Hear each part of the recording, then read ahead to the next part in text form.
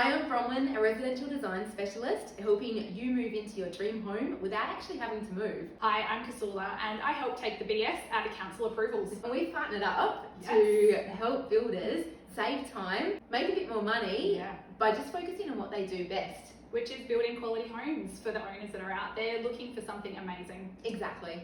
Okay, Kasula. The homeowner has gotten their concept design fine-tuned. Yes. They've got their preliminary quote from the builder, so they know they're in the vicinity of where they want their spend to be. Yeah. What happens next behind the scenes? Because I'm going to go off and do some design development. What are you doing? Oh, what are we doing? Well, we're putting together our planning package for council. The planning package includes things like a justification letter against the ARCOs, the local planning policies. We do a pre-lodgement assessment, which is basically looking at what codes we are going to need to do those justifications against, how much we are complying or how much we are varying those clauses. And that all goes together in our argument to council for them to hopefully support our proposal. We then put together all of the documentation that makes up that planning application, and we submit that on behalf of the builder and the owner into council. Then the process begins. It's quite a lengthy process. Out of all of the council side of things, planning is definitely the one that takes the longest. Yeah. We're looking at a 60 to 90 day process. Okay. And included in that will be council looking at the feel of the design, how it impacts the surrounding areas, how it looks against the surrounding areas as well, and also the functionality of what we're proposing to them.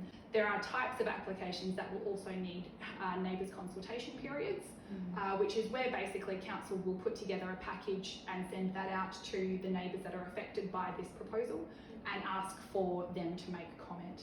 So if negative comment does come back from any of the neighbours, we have the chance then to put our arguments forward once again to council against the negative comments. Sometimes there are neighbourhood disputes, as everyone is probably aware, and some of the comments that come back probably can easily get dismissed. Yeah. Because it is just that negative comment of maybe somebody having a little bit of...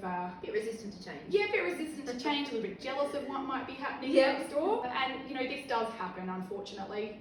This is just human nature. They're just negatively geared. That's right. But we have the chance to go back to council and put our argument forward again for why it is a great proposal, why the design looks amazing.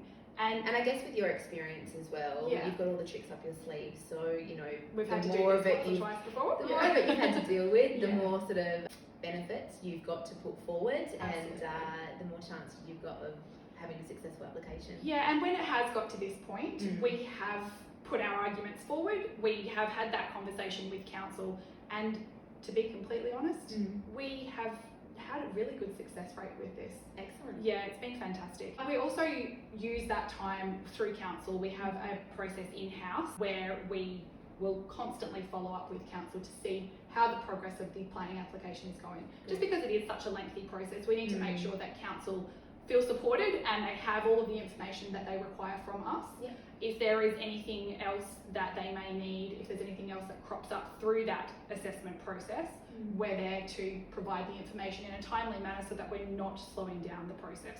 Great. And is that beneficial to the builder and the homeowner as well? Absolutely. So from the builder's perspective, it's beneficial because they're not the ones having to do the follow-up.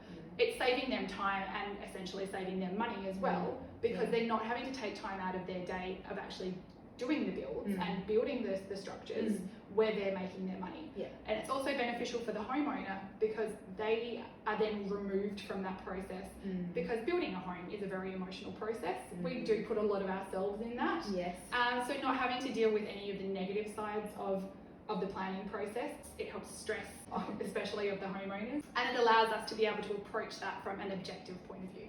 Excellent. So it sounds like you're across the communication, Yes. which I would only imagine is going to be a good thing for everybody involved. Yeah. Yeah.